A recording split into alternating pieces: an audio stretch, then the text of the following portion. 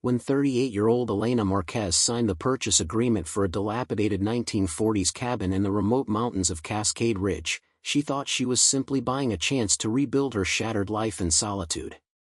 But beneath the rotting floorboards and behind a false stone wall lay a sophisticated underground bunker containing evidence of a World War II-era conspiracy that would expose a prominent family's treasonous past and force her isolated mountain community to confront secrets buried for 8 decades.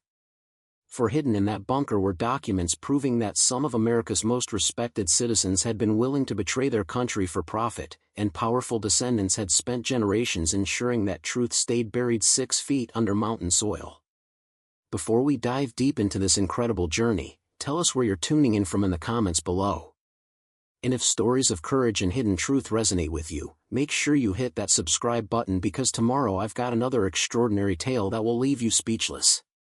The late October wind howled through the canyon as Elena Marquez's 13-year-old Subaru struggled up the winding mountain road toward Cascade Ridge, Colorado. Dead leaves swirled across the cracked asphalt, and the first hints of winter snow dusted the pine trees that crowded the roadside like silent sentinels guarding ancient secrets. Elena gripped the steering wheel tighter, her knuckles white against the worn leather, trying not to think about the fact that she was driving toward a future she'd never imagined for herself.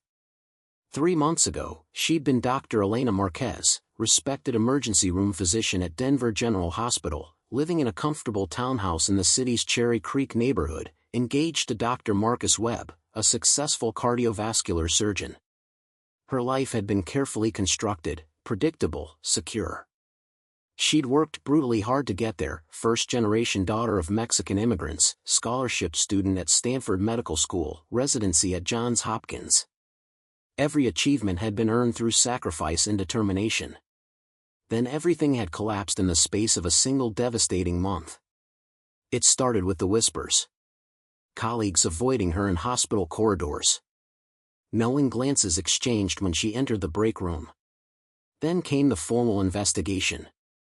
A patient had died following a procedure Elena had supervised, and somehow, impossibly, the medication records showed she'd ordered a contraindicated drug combination. Elena knew she hadn't. She'd triple-checked everything, as she always did. But the electronic records told a different story. The hospital's legal team had been sympathetic but firm.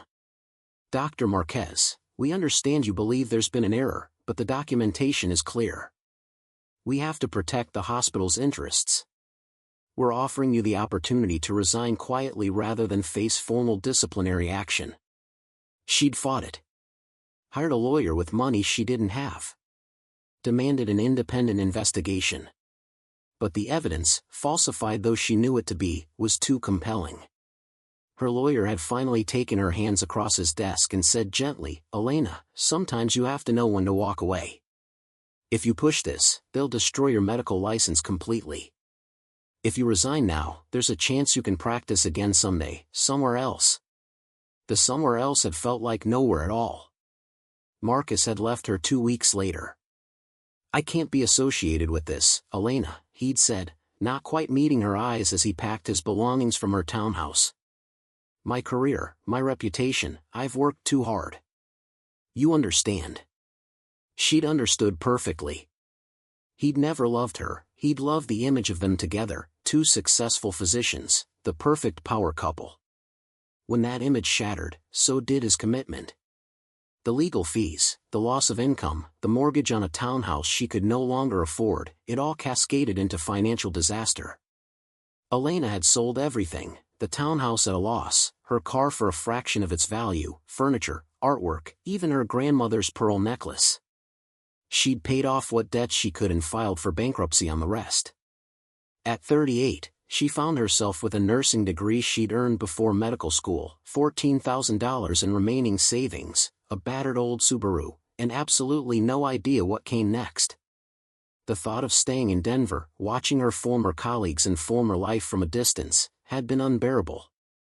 That's when she'd seen the listing online. Historic 1940s cabin on 5 acres, Cascade Ridge, Colorado. Needs complete renovation. Sold as is. $12,000. $12,000. For an entire property. The photographs showed a structure that was more ruin than residence: collapsed roof sections, broken windows, walls stained with decades of water damage. But something about it called to her. Maybe it was the isolation, the idea of being somewhere no one knew her story. Maybe it was the challenge of rebuilding something with her own hands, proving she was more than the professional failure everyone thought she was. Or maybe it was simply that she had nowhere else to go. She'd contacted the county clerk's office in Cascade Ridge, a town she'd never heard of, and learned the property had been in tax foreclosure for 15 years. The previous owner had died without heirs, and the county was eager to offload the liability. They'd accepted her offer of $11,500, leaving her with exactly $2,500 to somehow survive on while she made the cabin habitable. "Ma'am, I have to be honest with you," the county clerk, a woman named Doris Pemberton, had said during their phone conversation. "That property is pretty remote. No neighbors for about 3 miles in any direction. The access road is barely maintained. And the cabin itself, well, I'd be surprised if it's even structurally sound. Are you sure about this?" Elena had almost laughed. Sure? She wasn't sure about anything anymore. But what choice did she have? "I'm sure," she'd said, and signed the digital documents that same afternoon. Now, as her Subaru crested the final ridge and the valley of Cascade Ridge spread before her, Elena felt a complex mixture of dread and desperate hope. The town itself was small. She counted maybe 30 buildings clustered around a single main street. A gas station, a general store, what looked like a combination diner and bar, a post office, a small church. The kind of place that probably hadn't changed much since the 1950s. She drove through without stopping, following the GPS coordinates Doris Pemberton had provided. The paved road soon gave way to gravel, then to dirt barely distinguishable from the forest floor. Branches scraped against her car's sides. Several times she had to stop and move fallen logs blocking the path. The isolation was absolute. No cell phone signal, no sounds except wind and distant bird calls. After nearly 45 minutes of rough driving, she found it. The cabin sat in a small clearing surrounded by towering pine trees, their branches creating a cathedral-like canopy overhead. The structure was exactly as the photographs had shown, a traditional log cabin, probably about 800 square feet, with a stone chimney rising from one end. But the photographs hadn't captured the full extent of the decay. The roof had collapsed in 2 places, leaving gaping holes open to the sky. Several windows were broken, and forest animals had clearly been using the interior as shelter. Ivy and other climbing plants had invaded through the gaps, giving the whole structure an abandoned, haunted appearance. Elena sat in her car for a long moment, engine idling, staring at what she'd just purchased. The enormity of her situation crashed over her like a wave.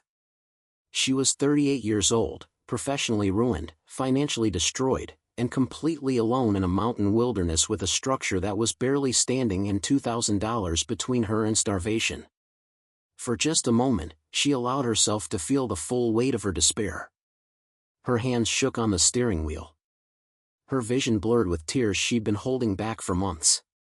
Everything she'd worked for, every sacrifice she'd made, every achievement she'd earned, all of it gone. Worse than gone. Tainted. Even if she somehow rebuilt her medical career, that black mark would always be there in her record, that whispered question, didn't she kill a patient? The unfairness of it was suffocating. She hadn't done anything wrong. Someone had falsified those records, destroyed her career, and she still didn't know who or why. The hospital had stonewalled every attempt to investigate further. "Electronic records can't be altered," they'd insisted, even though Elena knew that was a lie. Anyone with sufficient access and motivation could manipulate digital files. But sitting here crying wouldn't solve anything. Elena forced herself to take several deep breaths, wiped her eyes, and turned off the engine. The sudden silence was profound, broken only by the wind moving through the pines and the distant call of a crow. She stepped out of the car, her boots crunching on the carpet of fallen pine needles. The mountain air was crisp and clean, carrying the scent of pine resin and approaching winter. Despite everything, Elena felt a small stirring of something that might have been hope, or at least possibility. This place was untouched, uncomplicated.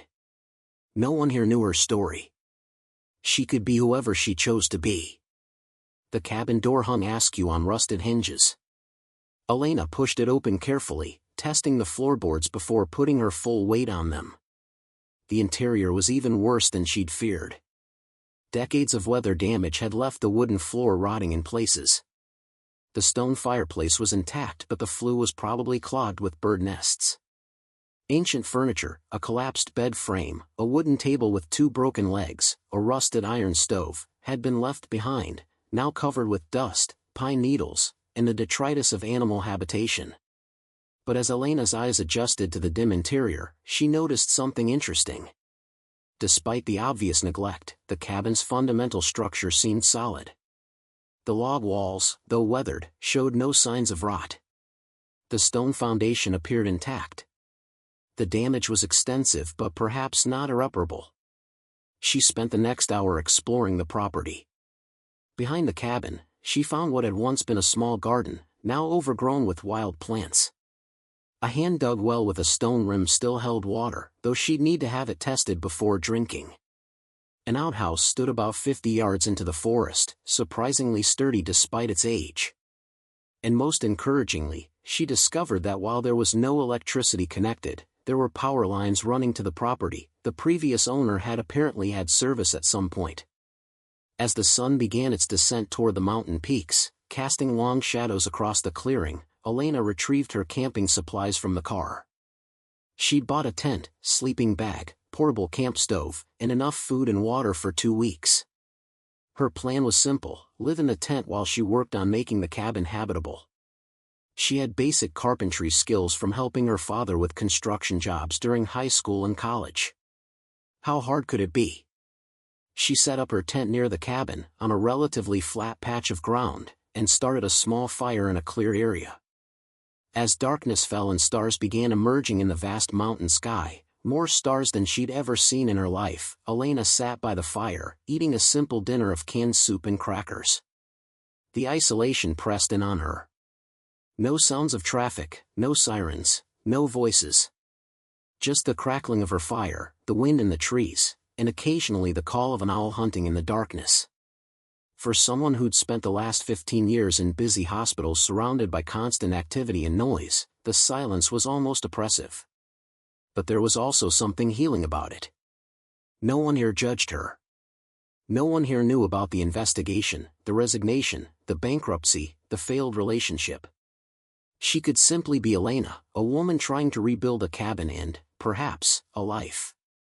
She pulled out the folder of documents Doris Pemberton had mailed her about the property.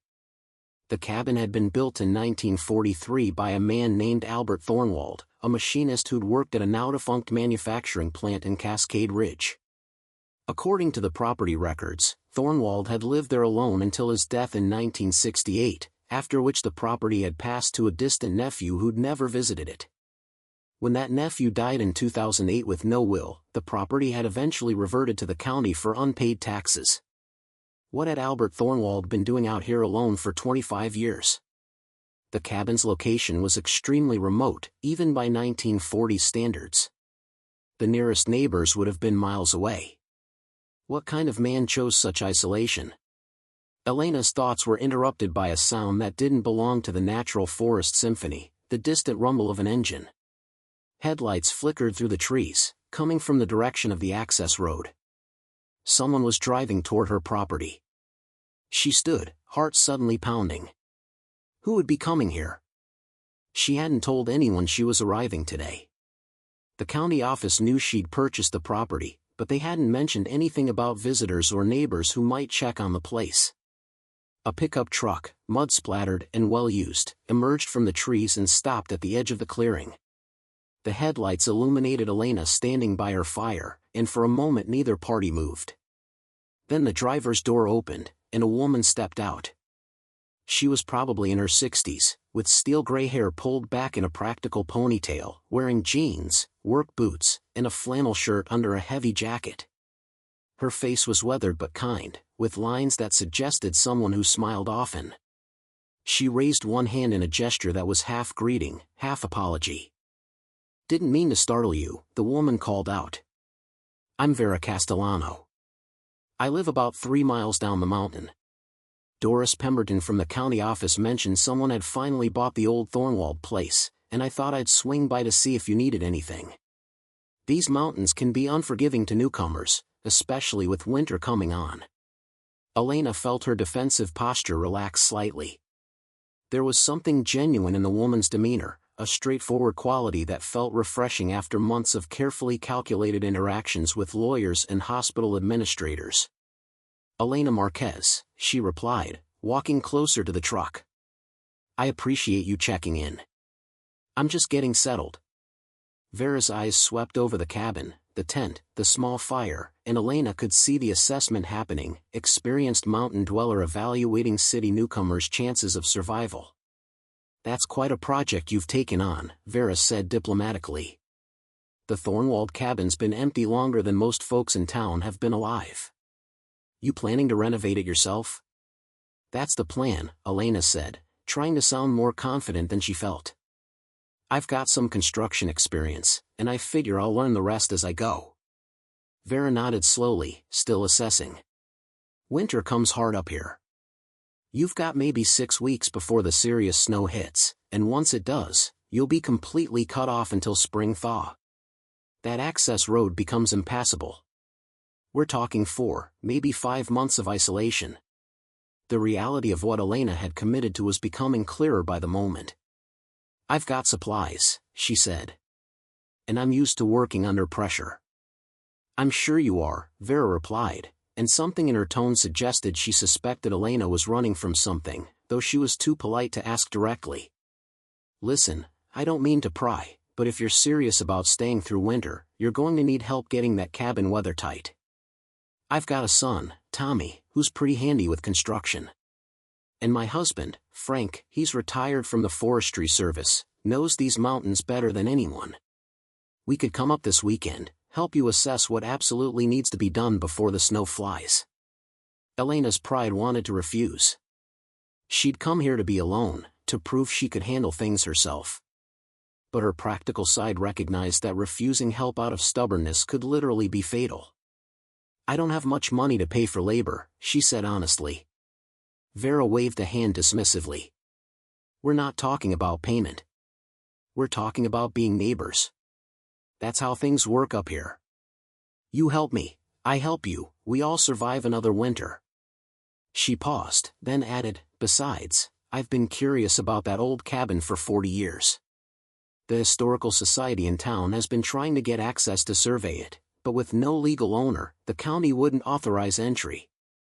There are stories about Albert Thornwald, about what he might have been doing up here during the war years." "War years?" Elena asked, her interest piqued despite her exhaustion. "World War II," Vera clarified. "The old manufacturing plant in town, where Thornwald worked, it was converted to make parts for the war effort. Some kind of precision machinery, from what my father-in-law told me.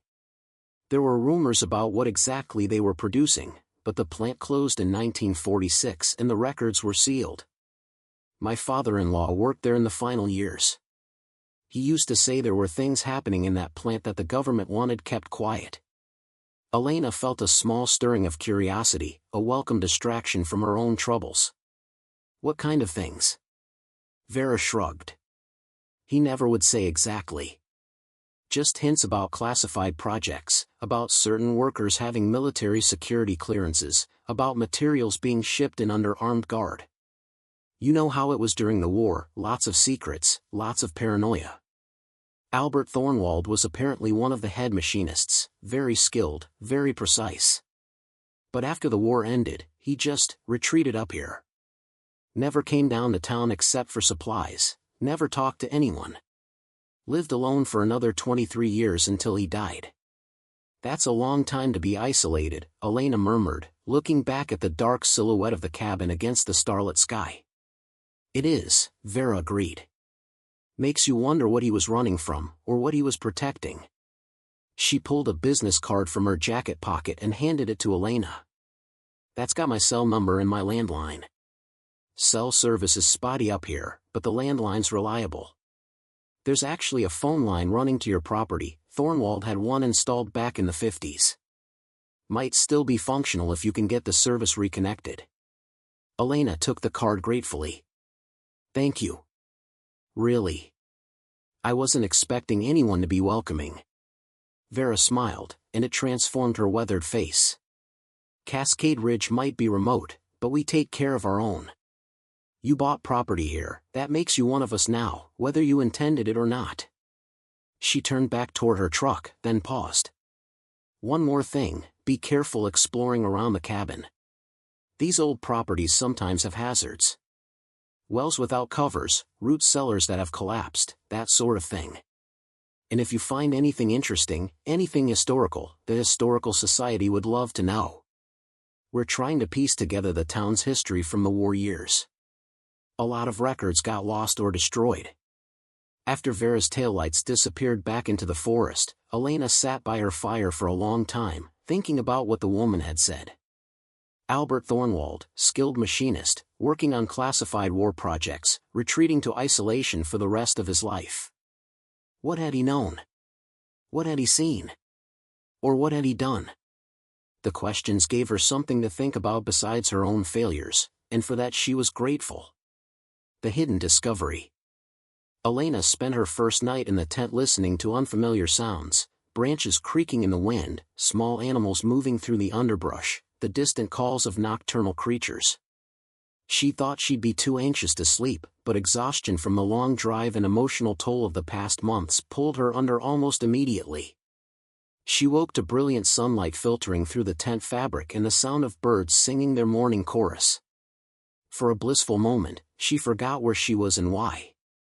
Then memory returned, bringing with it the familiar weight of loss and uncertainty. But there was also something else, a sense of purpose. She had work to do. Elena spent the morning doing a thorough assessment of the cabin's condition. She started with the roof, climbing carefully onto the least damaged section to examine the holes. The original roof had been made of wooden shingles, most of which had rotted away or been torn off by wind over the decades. She'd need to strip off what remained and install completely new roofing. That would be expensive and labor-intensive, but absolutely essential. The walls, surprisingly, were in better condition than she'd expected. The logs had been well treated originally and had aged to a hard, weather-resistant surface. There were gaps between some logs where the chinking had fallen out, but that could be repaired relatively easily. The windows were a mixed situation. 3 were broken beyond repair and would need complete replacement. 2 were intact but so dirty they were nearly opaque. The door hung crooked on rusted hinges, but the wood itself was solid, it just needed to be properly rehung. Inside, the floor presented the biggest challenge. Several boards had rotted through completely, revealing the crawl space beneath. Elena knelt carefully at the edge of one hole, shining her flashlight down into the darkness below. The foundation appeared to be a combination of stone pillars and wooden beams, with about 3 feet of clearance between the ground and the floor joists. As her flashlight beam swept across the crawl space, something caught her eye, a reflection of metal where there shouldn't be metal. She adjusted the angle of her light and squinted into the gloom. There, partially obscured by decades of fallen debris and spider webs, was what appeared to be a metal handle or lever attached to the underside of the floorboards. Elena's curiosity was immediately piqued. What would a lever be doing in the crawl space? She looked around the cabin's interior, trying to determine what was directly above that spot. It seemed to be near the stone fireplace, in the corner of the main room. She moved to that area and examined the floor more carefully. At first glance, it looked like any other section of the old wooden planking. But when she pressed down on different boards, testing their stability, she noticed something odd. A section of about 4 square feet didn't flex the same way as the surrounding floor. It felt more solid, more deliberately constructed. Running her fingers along the gaps between the floorboards, Elena found what she was looking for, a barely visible seam that formed a perfect rectangle. This section of floor had been designed to lift up. Her heart began beating faster. A hidden compartment? Or access to something below? She tried to pry up the boards with her fingers, but they were firmly in place. Whatever locking mechanism held them must be that lever she'd seen in the crawl space. Which meant if she wanted to see what was hidden here, she'd have to go down there. Elena retrieved a crowbar from her car and carefully pried away several of the rotted floorboards in the nearby damaged section, creating an opening large enough to squeeze through. She tied a rope to one of the solid floor joists. She'd learned enough about safety during her medical career to know not to trap herself in a crawl space with no way out, and lowered herself down. The crawl space smelled of earth and decay and time. Her flashlight beam created wild shadows as she moved carefully across the uneven ground, ducking beneath floor joists and avoiding what looked like decades' worth of spider webs. Small creatures skittered away from her light, mice, probably, or perhaps pack rats. She reached the metal lever and examined it in the flashlight's beam. It was made of iron, heavily rusted but still intact, mounted on a simple pivot mechanism. A metal rod extended from the lever upward into the floor above, presumably connected to whatever lock held that section of flooring in place. Elena gripped the lever and pulled. At first, nothing happened. Rust and time had frozen the mechanism. She applied more pressure, putting her full body weight into it, and suddenly the lever moved with a metallic screech that seemed deafening in the enclosed space. Above her, she heard a distinct click, followed by the sound of wood settling slightly as the locked section of floor released. Heart pounding with a mixture of excitement and trepidation, Elena made her way back to the opening and pulled herself up into the cabin. She approached the rectangular section of floor and found that it now lifted easily on hidden hinges, revealing a dark space below. Her flashlight illuminated wooden steps descending into darkness, not just a crawl space, but an actual underground room. Elena's medical training kicked in automatically. Unknown enclosed space, poor ventilation, possible structural instability, potential for harmful gases or mold. She should wait, should bring proper equipment, should at least tell someone where she was before going down there. But curiosity overrode caution. After everything she'd lost, after every door that had been closed in her face, here was a door opening. A mystery. A discovery. Something that was hers alone. She descended the wooden stairs carefully, testing each step before putting her weight on it. The stairs were surprisingly solid, well constructed, maintained by the dry environment below ground. After about 8 steps, her feet touched packed earth floor. Elena raised her flashlight and gasped. She was standing in an underground room approximately 12 feet square, with walls made of poured concrete and a ceiling supported by wooden beams. But it was the room's contents that stole her breath. Along one wall stood military-grade metal shelving units, the kind designed to withstand harsh conditions. On these shelves were dozens of bankers' boxes, all carefully labeled with dates ranging from 1942 to 1945. Technical equipment that looked like it belonged in a 1940s laboratory, microscopes, measuring instruments, calculating machines, sat on a workbench along another wall. And most intriguingly, there were dozens of rolled blueprints and technical drawings stored in cylindrical metal tubes. But what dominated the room was a large map of the United States mounted on the far wall, marked with hundreds of red pins and handwritten notes. Various cities were circled in different colors, with lines connecting them.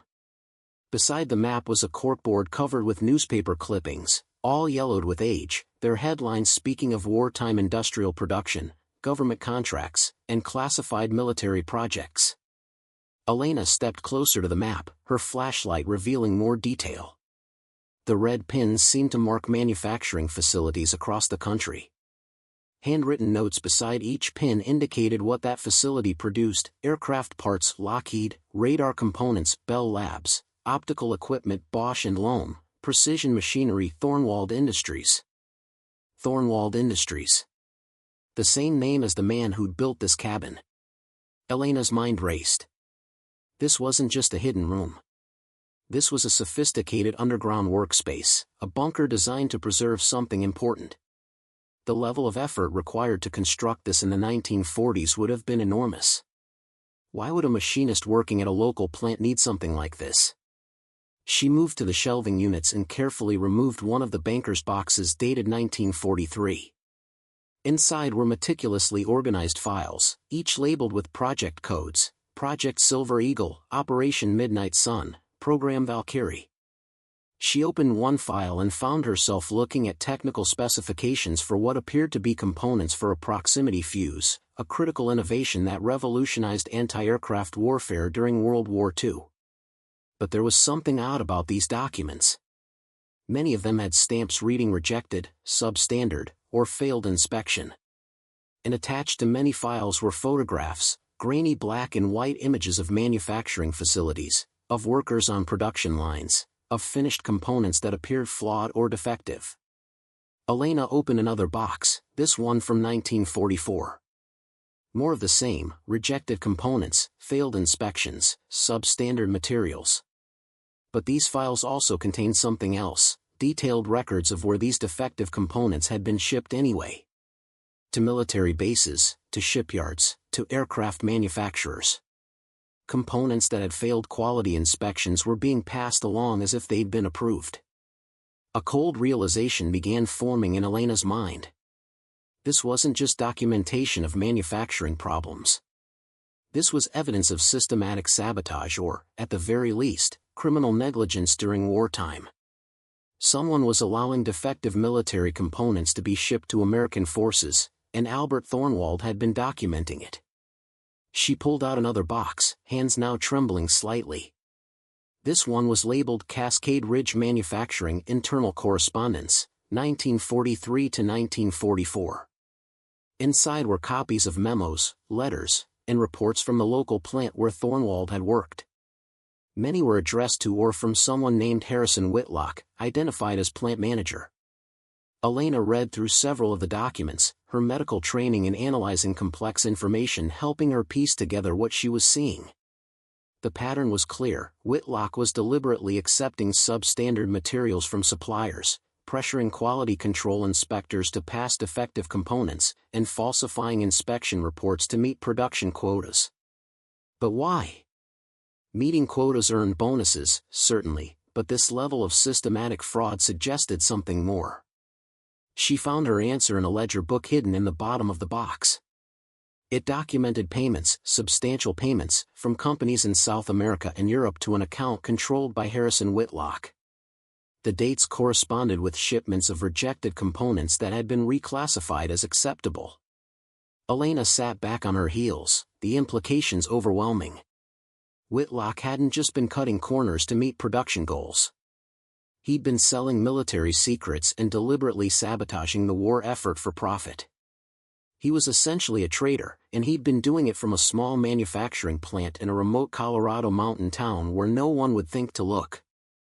And Albert Thornwald had discovered it. She returned to the map on the wall, examining it more closely. The network of pins and connections now made sense. Thornwald had been tracking the distribution of sabotaged components across the entire country, documenting which facilities received them, which military units they went to, potentially which operations they were used in. This wasn't just evidence of local corruption. This was documentation of a conspiracy that had touched multiple states, multiple industries, possibly affecting the entire war effort. Elena's hands shook as she photographed pages with her phone. Thankfully the camera worked even without cell service. She needed to document everything she could before. Before what? Before she told someone? And who would she tell? This was 80-year-old evidence of wartime crimes. Everyone involved would be dead by now. What possible relevance could it have today? But even as she thought it, Elena remembered Vera's comment: there are stories about what he might have been doing up here during the war years. If there were stories, that meant someone knew, or suspected. And if this evidence implicated Harrison Whitlock, a plant manager in 1940's Cascade Ridge, there might be descendants who'd built their lives on wealth gained from that treason. She thought about her own situation, how easily evidence could be falsified, how quickly a reputation could be destroyed, how power and money could rewrite truth. Someone had done that to her in Denver. Someone had altered records, destroyed her career, and gotten away with it because they had influence she didn't. What if someone had done the same thing to suppress this evidence? What if Albert Thornwald's isolation hadn't been choice but necessity? What if he'd been forced to hide up here because speaking out would have been dangerous? Elena climbed back up the stairs, her mind whirling with possibilities and questions. The morning sun streaming through the broken windows seemed too bright, too cheerful for the dark history she'd just uncovered. She spent the rest of the day in a daze, mechanically going through the motions of setting up a more proper campsite while her thoughts kept returning to that underground room. She needed to research Harrison Whitlock, find out what had happened to him after the war, determine whether this evidence could still matter. But she had no internet access up here, no way to do research without driving back down the town. And something told her she needed to be careful, needed to think this through before she revealed what she'd found to anyone. As afternoon shadows lengthened across the clearing, Elena forced herself to focus on practical matters. She needed to secure the cabin before dark, needed to think about water, food, basic survival. But her mind kept drifting back to those boxes, those documents, that map with its web of red pins connecting facilities across America. She decided to make one more trip into the bunker before nightfall. This time she brought a notebook and began systematically cataloging what she found. There were 47 bankers' boxes in total, each containing hundreds of pages of documentation. Technical specifications, inspection reports, correspondence, shipping manifests, financial records. The scope of what Thornwald had collected was staggering.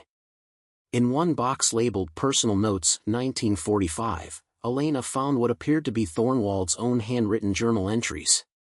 His cramped, precise handwriting filled page after page with observations, suspicions, and eventually certainty about what was happening at the Cascade Ridge plant. March 15, 1943, Whitlock rejected my inspection report again. Says we can't afford to scrap an entire batch over minor imperfections. But these aren't minor. The tolerance is off by 0.003 of an inch.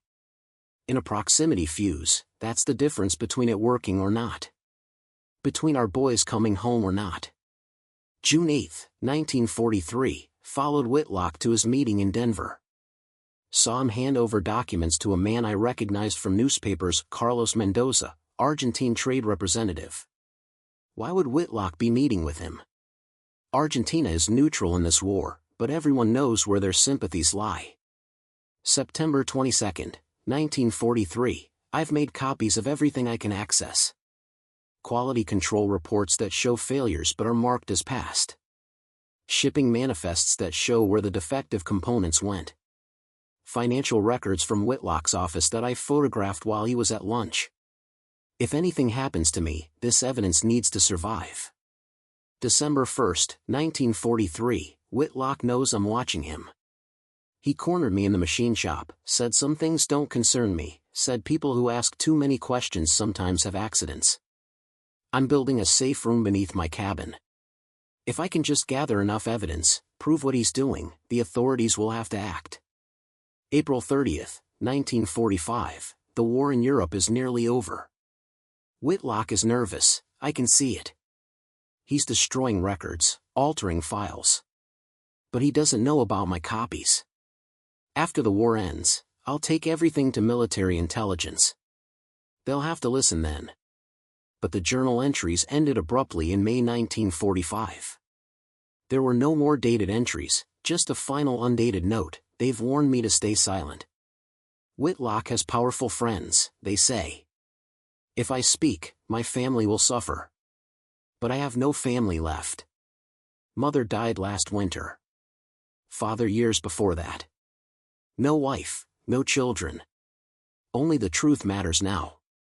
But I need to wait for the right moment. Need to be smart about this. They're watching. Elena felt a chill reading those words. Albert Thornwald had spent the last 23 years of his life up here, sitting on evidence that could have exposed a wartime conspiracy, but too afraid or too cautious to use it. Had he been waiting for the right moment that never came? Or had he been threatened into silence so effectively that he'd chosen isolation over revelation? She climbed back up to the cabin as the sun touched the mountain peaks, painting the sky in shades of orange and purple. The beauty of the setting felt disconnected from the dark history she'd just uncovered. This peaceful mountain clearing had been a prison for a man who'd known terrible truths but couldn't safely speak them. Elena started a fire and prepared a simple dinner, but she had no appetite. Her mind kept returning to parallels with her own situation. Someone had falsified evidence to destroy her career. Someone with power and connections had made it impossible for her to fight back. The hospital administration, her former colleagues, even Marcus, they'd all chosen to believe the convenient narrative rather than dig for truth. Was that what had happened to Albert Thornwald? Had people chosen not to believe him because believing would be inconvenient, would implicate powerful people, would disrupt comfortable assumptions about wartime heroism and sacrifice? As darkness fell and stars emerged in brilliant profusion overhead, Elena made a decision. She wouldn't let Thornwald's evidence die with him in this forgotten mountain cabin. She would find out who Harrison Whitlock's descendants were, whether his wartime treachery had funded a family fortune, whether the same patterns of corruption and power he'd wielded were still operating in Cascade Ridge. But she would be smart about it. She would research carefully, document everything, build an unassailable case before revealing what she knew. She'd learned from her own painful experience that going up against power required more than just truth, it required strategy. Elena pulled out Vera Castellano's business card and studied it in the firelight. Vera had mentioned a historical society, had talked about missing records from the war years. Maybe that was where she should start, not with accusations or revelations, but with simple historical research. Just a woman interested in learning about her property's past. The wind picked up as the temperature dropped, carrying the scent of pine and approaching weather. In the distance, an owl called, hunting through the darkness. Elena wrapped herself in her sleeping bag by the fire and looked up at the cabin, her cabin now, with all its secrets and all its history. Tomorrow she would drive to town, establish herself as a new resident, begin asking careful questions. She would find out what had happened to Harrison Whitlock, whether his name still carried power in Cascade Ridge, whether anyone remembered or cared about wartime manufacturing at a plant that had closed before most current residents were born. And she would decide how much of what she'd found should come to light. For the first time since her world had collapsed in Denver, Elena felt something other than despair or anger. She felt purpose. She'd been given a second chance, an opportunity to rebuild not just a cabin but a life. And perhaps, in the process, she could give Albert Thornwald the vindication he'd never received in life. The fire crackled and sparked as a log settled, sending embers spiraling up into the vast darkness. Somewhere in that bunker beneath the cabin floor, 80 years of secrets waited patiently for someone brave enough to bring them into the light. Elena pulled her sleeping bag tighter against the mountain cold and watched the stars wheel slowly overhead. Whatever came next, whatever she discovered about Harrison Whitlock and Cascade Ridge and the conspiracy that Albert Thornwald had documented so meticulously, she would face it with the same determination that had gotten her through medical school, through residency, through the devastating collapse of everything she'd built. She'd come to these mountains broken, seeking only isolation and escape. But beneath the rotting floorboards of a forgotten cabin, she'd found something more valuable than refuge. She'd found a mystery that needed solving, an injustice that needed addressing, and a purpose that just might save her as much as revealing the truth would vindicate Albert Thornwald. The night deepened around her, the fire burned low, and in the silence of the mountain wilderness, Elena Marquez began planning her next moves. The game was just beginning, and this time she would play it smarter, more carefully, with nothing left to lose and everything to prove. Before sleep finally claimed her, she made herself a promise: she would honor Albert Thornwald's decades of patience and caution by being equally careful. But she would not let his evidence remain buried forever. The truth deserved to be known, no matter how long it took or who it implicated. And perhaps, in bringing his truth to light, she might find a way to reclaim her own. Elena woke before dawn to the sound of rain pattering against her tent. The mountain storm had rolled in during the night, bringing with it a bone-deep cold that reminded her winter was approaching faster than she'd anticipated. She lay in her sleeping bag for a moment, listening to the rhythm of rainfall on canvas, thinking about the bunker beneath the cabin floor and the secrets it contained. Today she would go into Cascade Ridge properly. Not just passing through as she had when she arrived, but actually entering the community, establishing herself, beginning the careful process of learning about Harrison Whitlock and his descendants.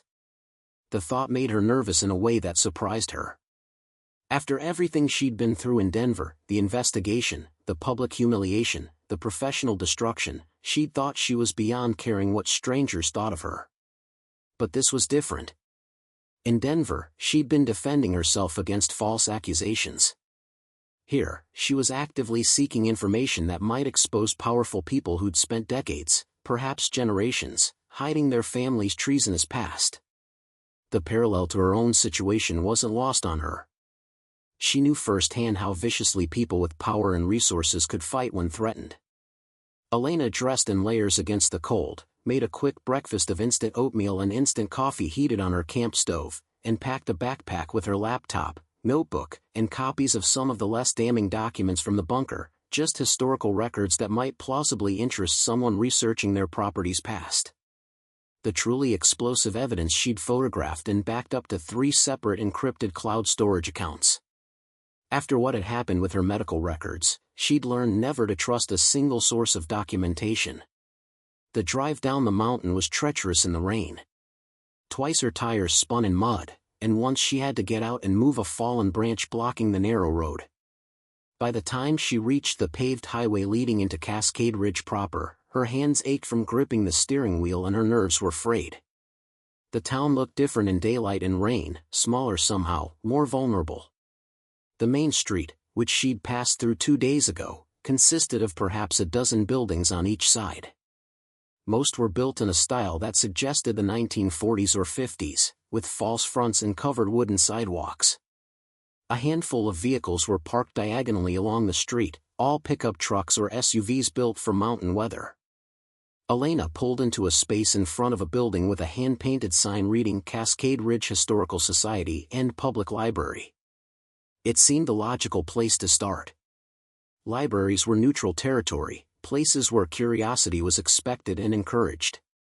The interior was warmer than she'd anticipated, heated by an old-fashioned radiator that hissed and clanked in the corner. The space was small but well organized, with one half devoted to library shelves and the other to display cases and filing cabinets that presumably constituted the Historical Society's archives. A woman in her 70s sat behind a desk near the entrance, looking up from a book as Elena entered. "Well, good morning," the woman said brightly, setting her book aside. "Don't think I've seen you before. Just passing through, or are you one of our new residents I've been hearing about?" Elena felt herself relax slightly at the woman's open, friendly demeanor. "New resident, I guess. I just bought the old Thornwald property up on Mountain Pine Road." The woman's eyebrows rose dramatically. "The Thornwald cabin? My goodness. That place has been empty since before I moved here, and that was 1978. You're quite the adventurer, taking that on. I'm Margaret Patterson, by the way.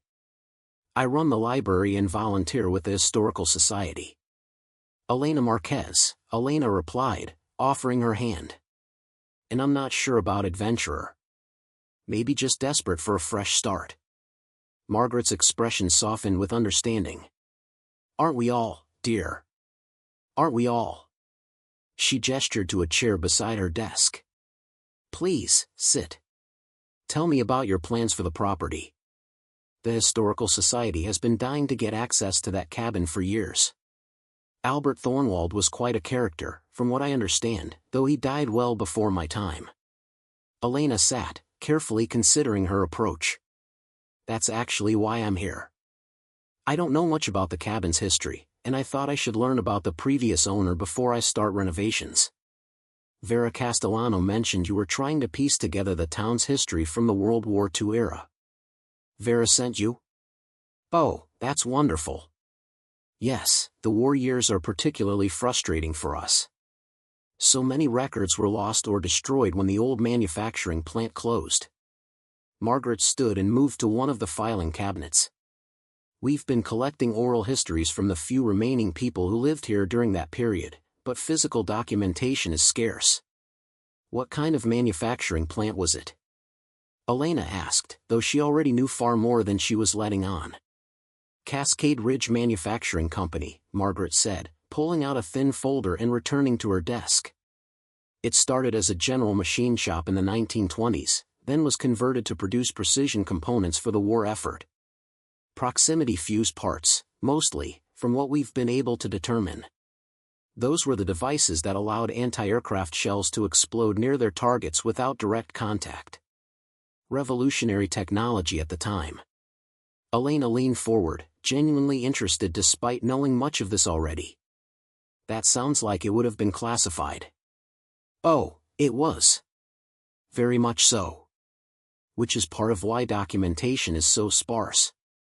After the war ended, the plant operated for another year or so, then closed suddenly in 1946. The building stood empty for decades before it was finally torn down in the 1980s. Margaret opened the folder, revealing a handful of black and white photographs. These are the only images we have of the facility.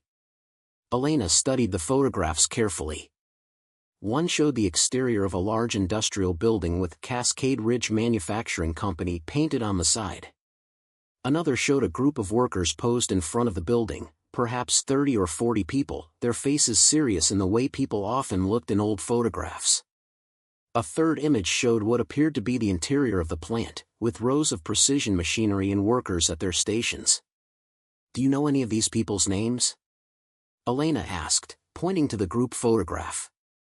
Margaret produced a magnifying glass and peered at the image. A few. That man there in the center, she indicated a tall, broad-shouldered man in his 40s with an air of authority, that's Harrison Whitlock. He was the plant manager during the war years. Elena's heart rate picked up, but she kept her expression casually interested. What happened to him after the plant closed? That's one of the mysteries, actually, Margaret said, sitting back.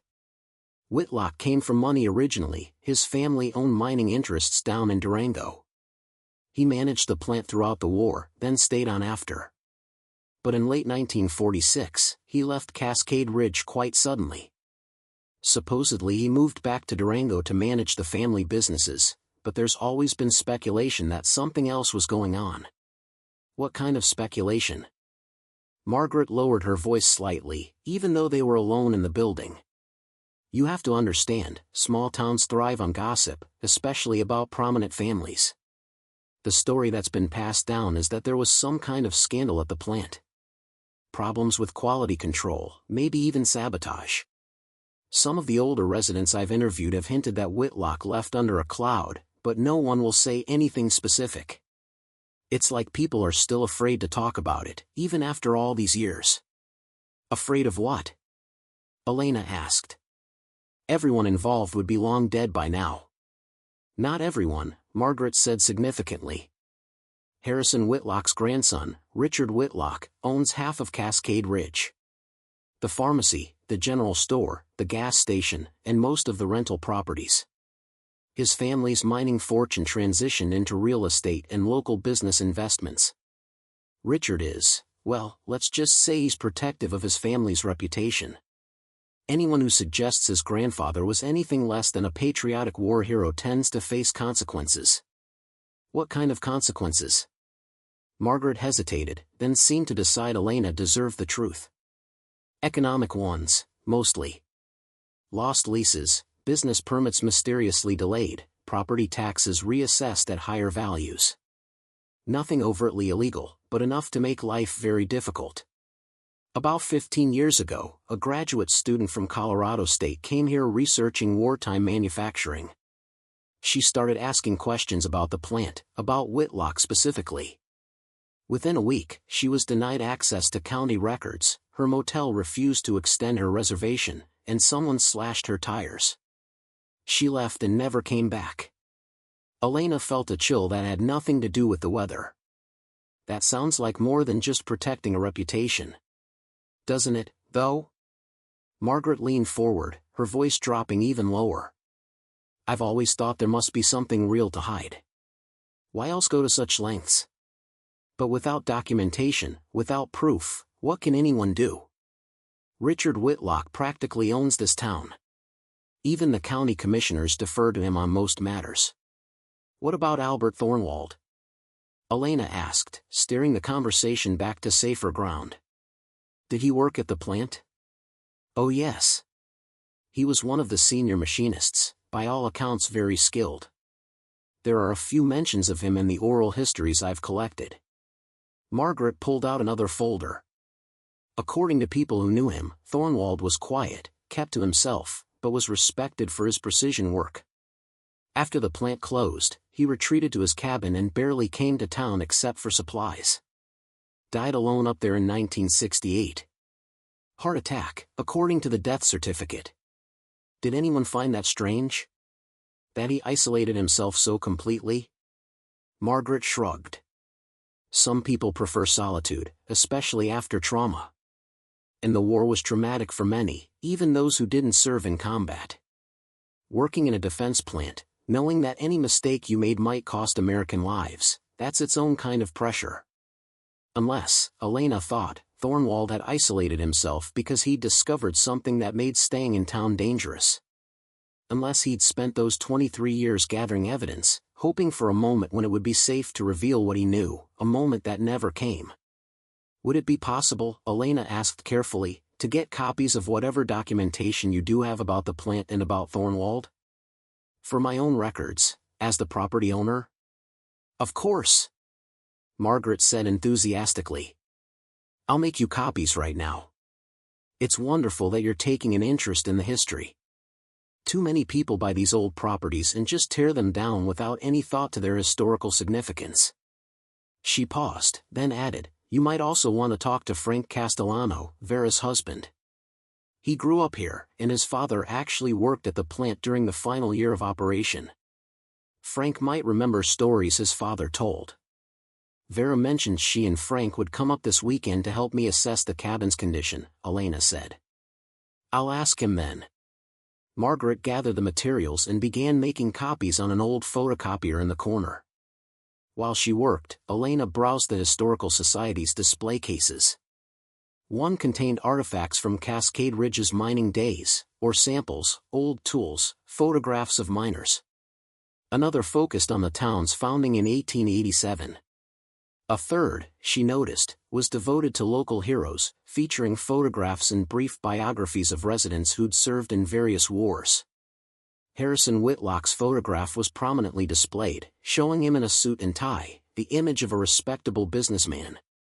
The caption read, Harrison Whitlock, 1898 to 1967, plant manager, Cascade Ridge Manufacturing, 1942 to 1946. Under his leadership, the plant produced critical components for the war effort, contributing to Allied victory. After the war, returned to family business in Durango. A true patriot and community leader. Elena stared at the photograph, memorizing his features.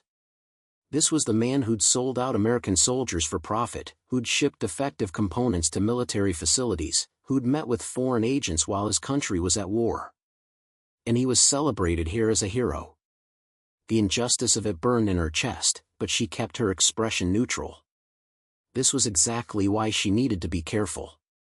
Whitlock's family had spent 78 years building and maintaining this narrative. They wouldn't surrender it easily. Here you are, Margaret said, returning with a small stack of photocopied pages. Everything we have on Thornwald and the plant. It's not much, I'm afraid. It's more than I had this morning, Elena said, accepting the papers gratefully. Thank you so much for your help. Anytime, dear. And please, do come back if you find anything interesting at the cabin. Old properties like that sometimes contain historical treasures, letters, photographs, personal items. We'd love to add anything you're willing to donate to our archives. Elena promised she would and left the Historical Society, her mind racing. The situation was worse than she'd imagined. Not only was Harrison Whitlock's treachery unknown, he was actively celebrated as a war hero. And his grandson wielded enough power in Cascade Ridge to intimidate anyone who questioned that narrative. She sat in her car for a moment, watching rain streak the windshield, thinking about what to do next. The smart move would be to leave this alone, to focus on renovating her cabin and rebuilding her life without getting involved in dangerous historical revelations. She'd already lost everything once because of someone else's willingness to falsify records. Did she really want to risk what little she had left by challenging a powerful family? But even as she thought it, Elena knew she couldn't walk away. Not from this.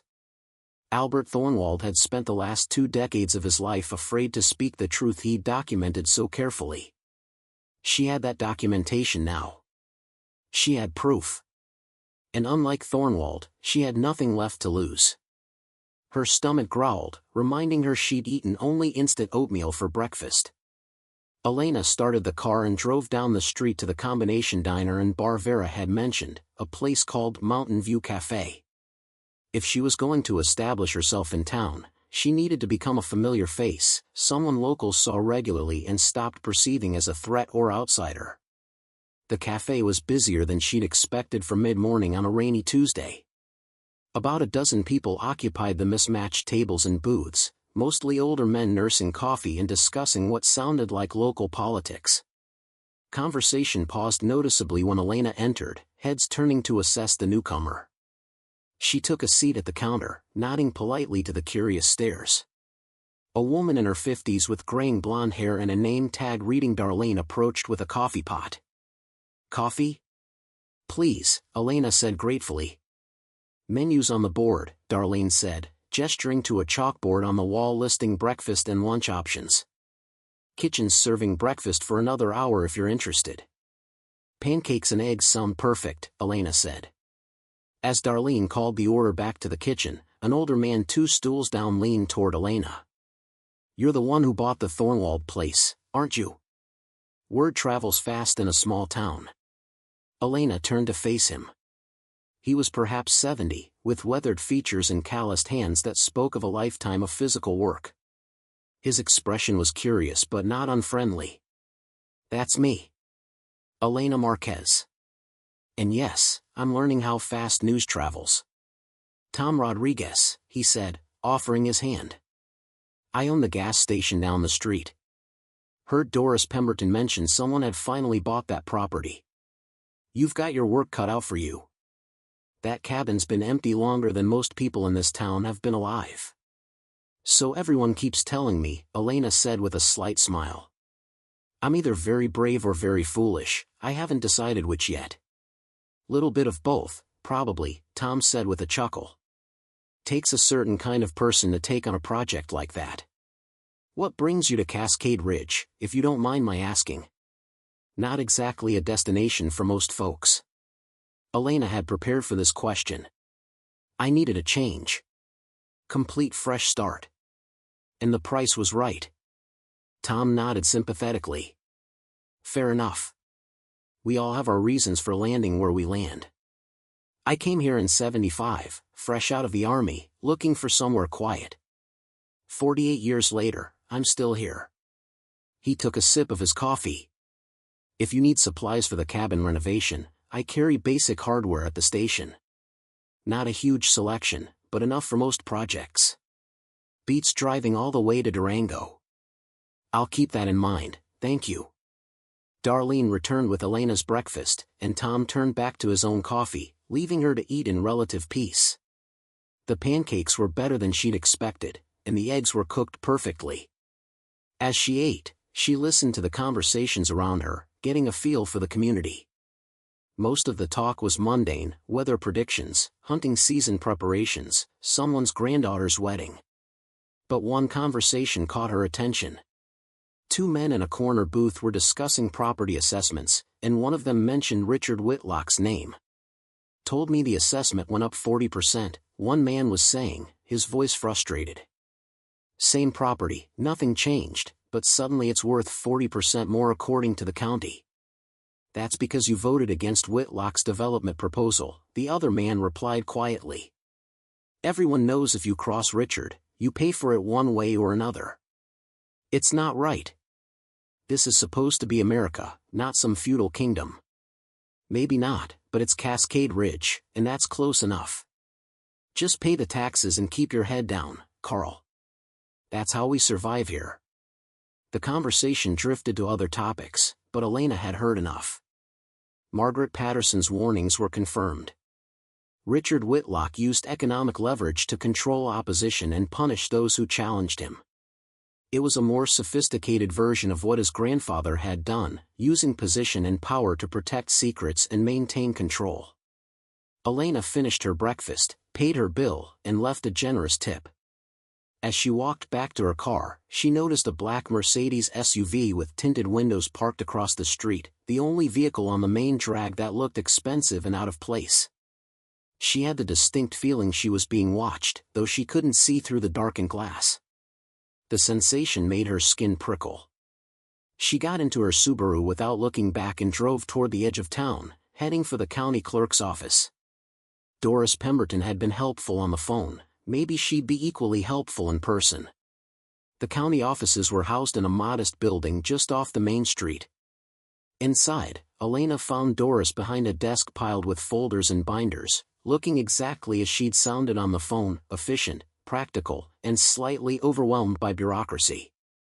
"Ms. Marquez," Doris said with genuine warmth when Elena introduced herself. "It's good to finally meet you in person. How's the property? Has reality hit yet regarding what you've taken on?"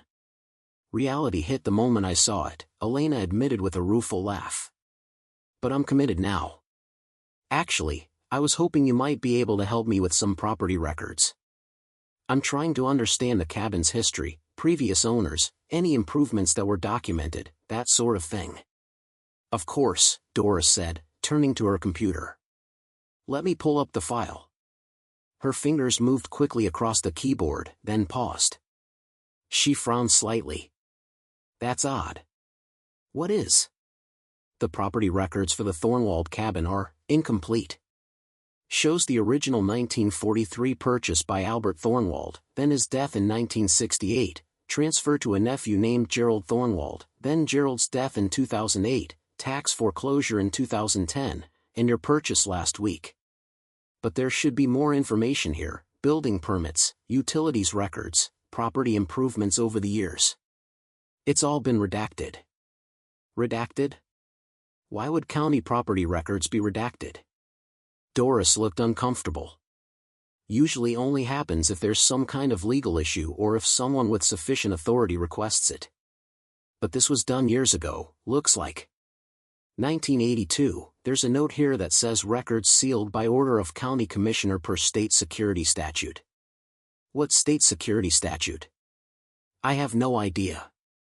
I've been working here for 23 years and I've never seen that notation on any other property file." Doris looked at Elena with concern. "Is there a problem with your ownership?" "I didn't think there were any title issues." "No, nothing like that," Elena assured her quickly. "I'm just curious about the property's history. Do you know who the county commissioner was in 1982? Doris consulted another screen. "Harrison Whitlock III. He served from 1978 to 1994. That would be Richard Whitlock's father. Richard's the current county commissioner, actually. Has been since 2002. Of course. The Whitlock family had been systematically sealing any records that might reveal information about the plant, about Harrison Whitlock Sr., about anything that happened during the war years. They'd had nearly 80 years to scrub the historical record, and they'd used that time well. Is there any way to unseal those records?" Elena asked. "You'd have to petition the current commissioner," Doris said apologetically. "And between you and me, Richard Whitlock doesn't tend to approve such requests. Especially not for anything related to the war era. Says it's all classified government information that was properly sealed and should remain that way." Elena thanked Doris and left the county offices, her mind working through what she'd learned. The Whitlock family's control over Cascade Ridge was even more entrenched than she'd realized. They didn't just have economic power, they had official governmental authority to suppress information. But they couldn't suppress what was in Albert Thornwald's bunker. That evidence had been hidden where the Whitlocks couldn't reach it, preserved by a man who'd understood that official channels were controlled by the very people who needed to be exposed. Elena drove back up the mountain through continuing rain, her windshield wipers struggling to keep up with the downpour.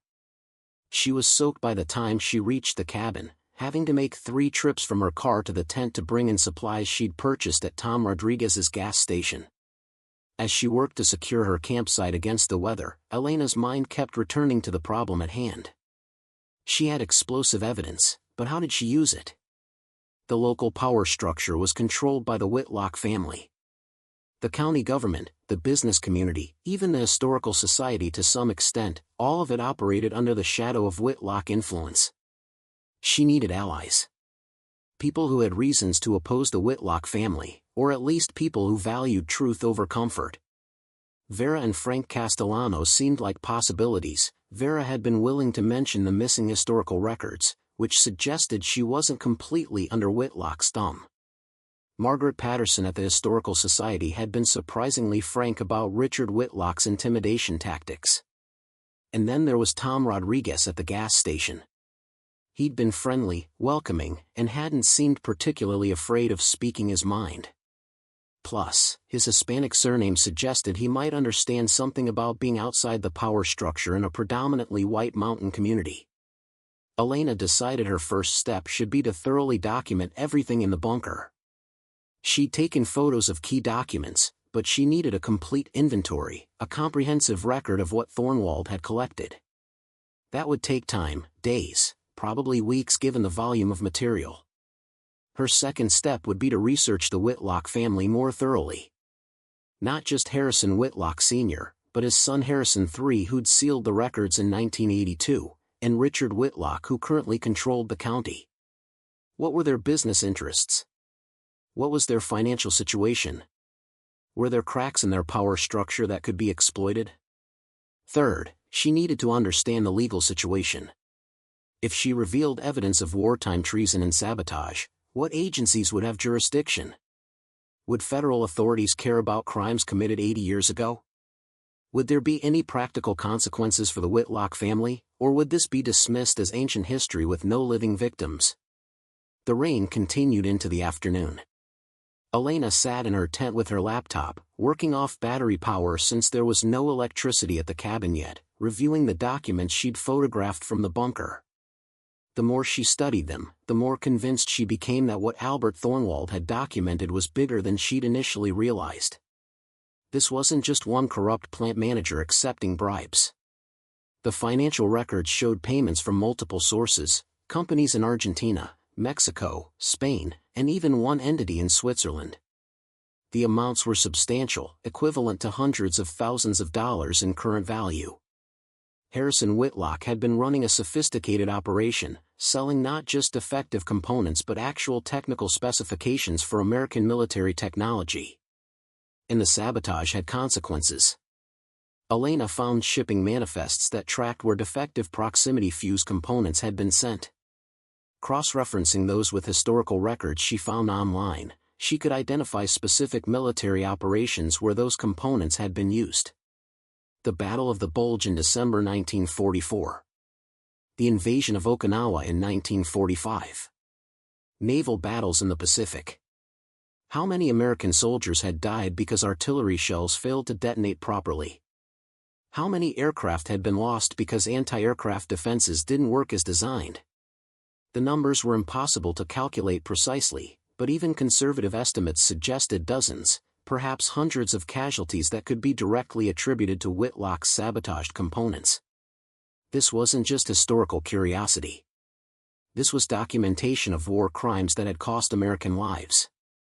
As darkness fell and the rain finally began to ease, Elena heard the sound of a vehicle approaching.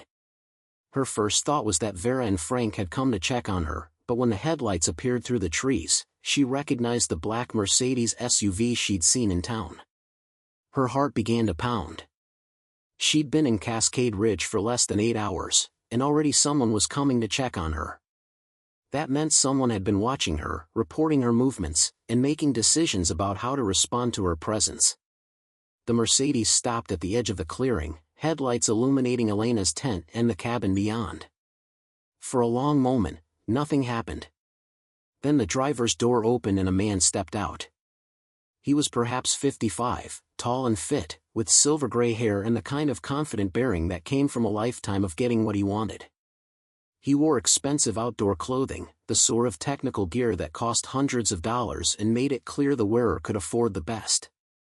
Even in the fading light and muddy conditions, he looked polished and in control. "Ms. Marquez," he called out, his voice carrying clearly across the clearing.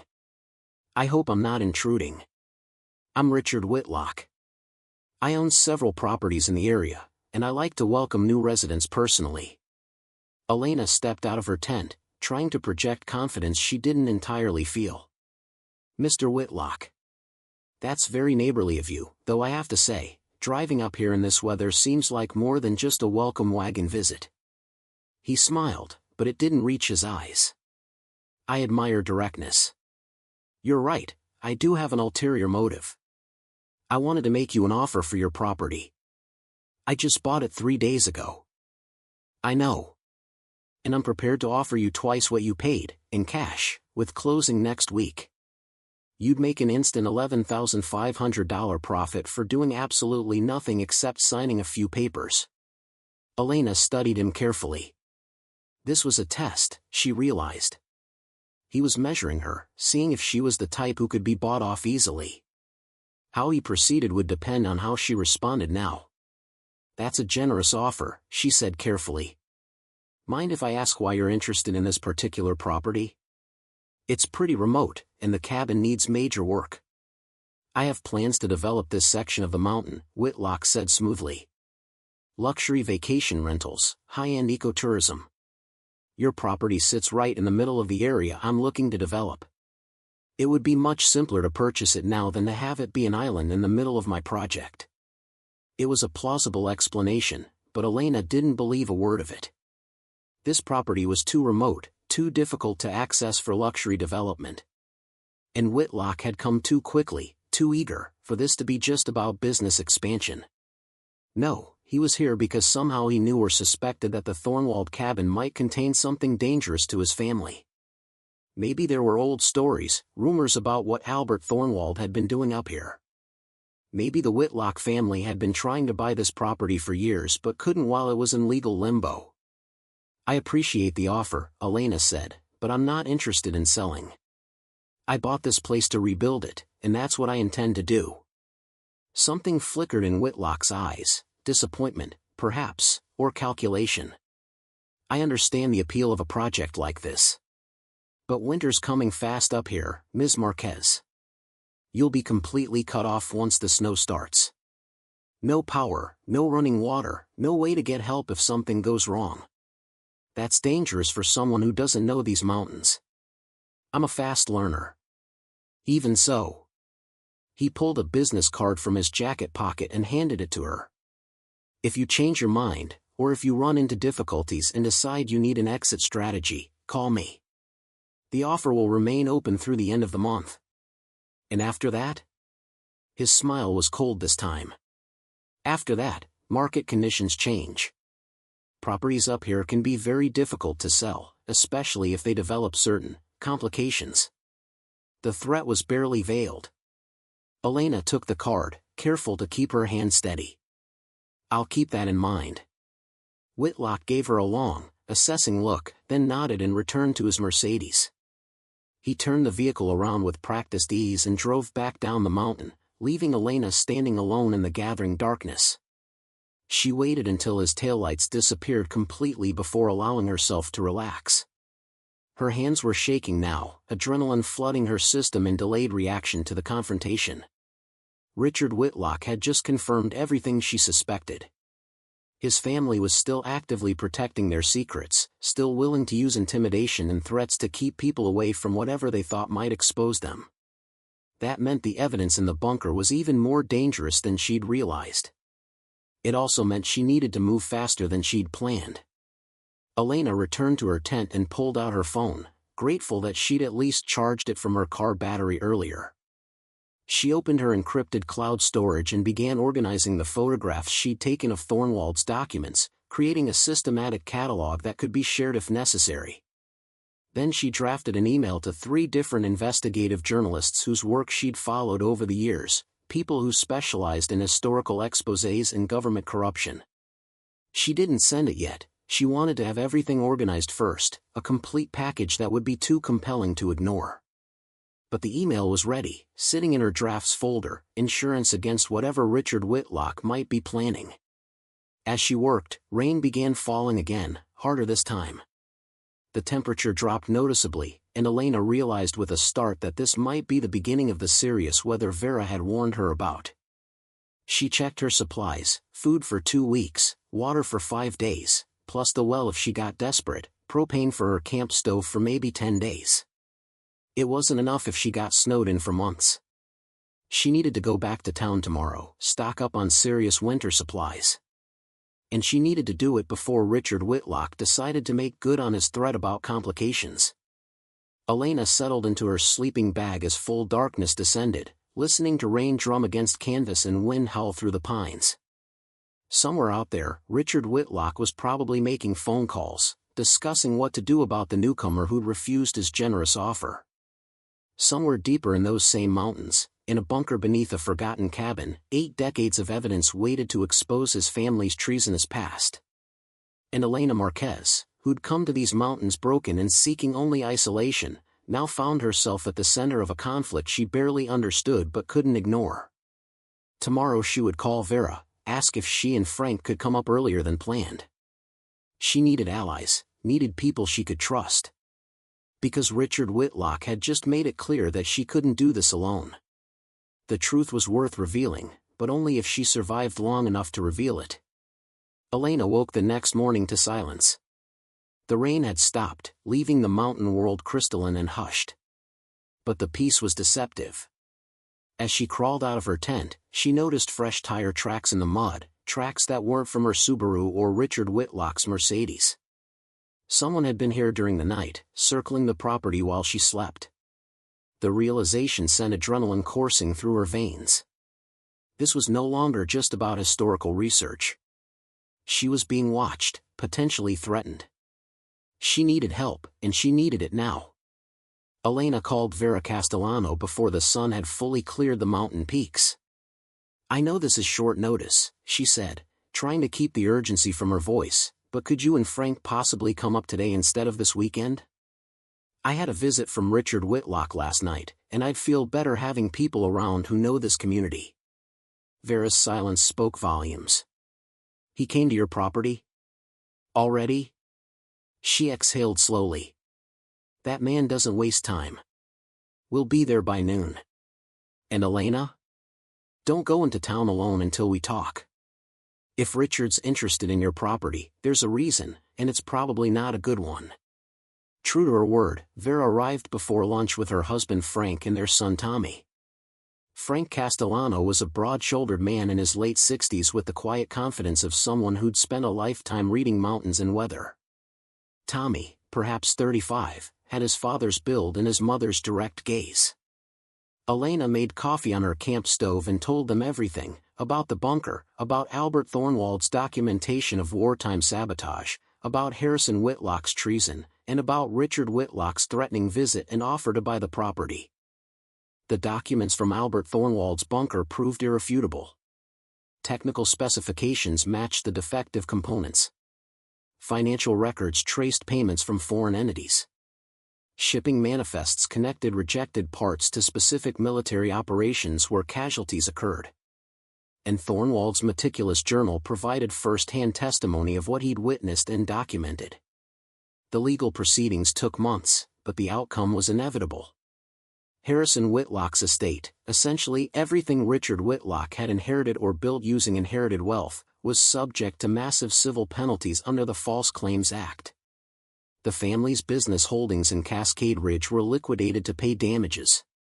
Richard Whitlock himself faced criminal charges for destroying historical records and attempting to intimidate witnesses. But the impact on Cascade Ridge went beyond one family's downfall. The town itself underwent a transformation. With the Whitlock stranglehold broken, people began speaking freely for the first time in generations. Other stories emerged, of business owners who'd been forced out, of families who'd lost property to dubious tax assessments, of whistleblowers who'd been silenced through economic intimidation. Margaret Patterson worked with Elena to establish the Albert Thornwald Memorial Archive, housed in an expanded historical society building. The bunker beneath the cabin was preserved as a historical site, a reminder that truth, however long buried, eventually finds its way to light. 6 months after pressing send on that email, Elena stood in her renovated cabin, no longer a wreck but a beautiful restoration of a 1940s mountain retreat. The roof was solid, the windows replaced, the floors repaired. The bunker below remained, but now with proper access and lighting, preserved exactly as Thornwald had left it. Vera and Frank had become like family. Tommy had taught her advanced carpentry and mountain survival skills. Tom Rodriguez had helped her establish a small consulting business, using her medical knowledge to provide remote healthcare advice to mountain communities. Carl Morrison was helping her navigate the legal process to potentially restore her medical license in Colorado, arguing that she'd been a victim of evidence falsification just as surely as the Whitlock family's victims had been. She'd even received an apology from Denver General Hospital. An internal investigation, prompted by the publicity around her role in exposing the Whitlock conspiracy, had revealed that her medical records had indeed been altered by a hospital administrator with financial connections to the same pharmaceutical company that had been involved in the patient's death. The administrator was now facing charges, and Elena's resignation had been officially changed to exonerated. But Elena found she didn't want to return to hospital medicine. She'd built something different here in the mountains, a life connected to community, to truth, to purpose beyond professional achievement. She was training to become a nurse practitioner, planning to serve the mountain communities that had welcomed her and trusted her. On the first anniversary of her arrival in Cascade Ridge, Elena held a small gathering at the cabin. Vera and Frank, Tommy and his new girlfriend, Margaret from the Historical Society, Tom Rodriguez, Carl Morrison, and a dozen other townspeople who'd supported the truth-telling came together to celebrate not just Elena's restoration of the cabin, but the town's restoration of its integrity. As the sun set behind the mountain peaks and guests gathered around a bonfire in the clearing, Margaret stood to make a toast. A year ago, Elena Marquez came to Cascade Ridge running from a past that had been weaponized against her. She bought a forgotten cabin on a forgotten mountain, expecting isolation and anonymity. Instead, she found a buried truth that needed telling and the courage to tell it. Because of her, this town is freer, more honest, and more just. Albert Thornwald spent his life protecting evidence that would eventually expose corruption, but he never lived to see justice served. Tonight, we honor both of them, the man who preserved the truth, and the woman who finally brought it to light. The gathering erupted in applause. Elena felt tears streaming down her face, not from sadness, but from overwhelming gratitude. She'd come here broken, seeking only refuge. She'd found purpose, community, and vindication. Later, as the party wound down and stars filled the vast mountain sky, Elena descended into the bunker one final time. She stood before Albert Thornwald's map with its red pins and careful notations, imagining the man who'd spent decades alone with this terrible knowledge, hoping someone would eventually find it and complete the work he'd started. "Thank you," she whispered to his memory. "Your patience wasn't wasted. Your evidence mattered. You mattered." In the silence of that underground room where secrets had been kept for 80 years, Elena felt a profound sense of peace. She'd bought an abandoned cabin expecting nothing more than a place to hide from her failures. Instead, she'd found her purpose, not in practicing medicine or building a career, but in standing for truth when truth needed a champion. The cabin above her was no longer abandoned. The bunker below was no longer secret. The truth it contained was no longer buried. And Elena Marquez, who'd arrived broken and desperate, had become exactly what Albert Thornwald had hoped for, someone with nothing to lose and everything to prove, brave enough to shine light into darkness that powerful people had worked for generations to maintain. She climbed back up to the main floor, secured the bunker entrance, and stepped out into the mountain night. Tomorrow would bring new challenges, new opportunities, new chances to build the life she was creating here. But tonight, she stood in her clearing surrounded by pine trees and starlight, finally home in a way she'd never been home before. The cabin that was supposed to be her escape had become her salvation. The buried truth that was supposed to be ancient history had become her purpose. And the isolated mountain that was supposed to be her hiding place had become the foundation from which she'd helped change an entire community. Some people buy property to build houses. Elena had bought property and built justice instead. And in the process, she'd rebuilt herself. Elena Marquez came to Cascade Ridge seeking isolation and found purpose. Albert Thornwald's 80-year-old evidence exposed 3 generations of corruption, destroyed a family's ill-gotten empire, and freed a town from decades of intimidation. The abandoned 1940s cabin became a symbol of truth's resilience. No matter how long buried, no matter how carefully hidden, justice eventually finds its way to light. Thank you for following Elena's incredible journey.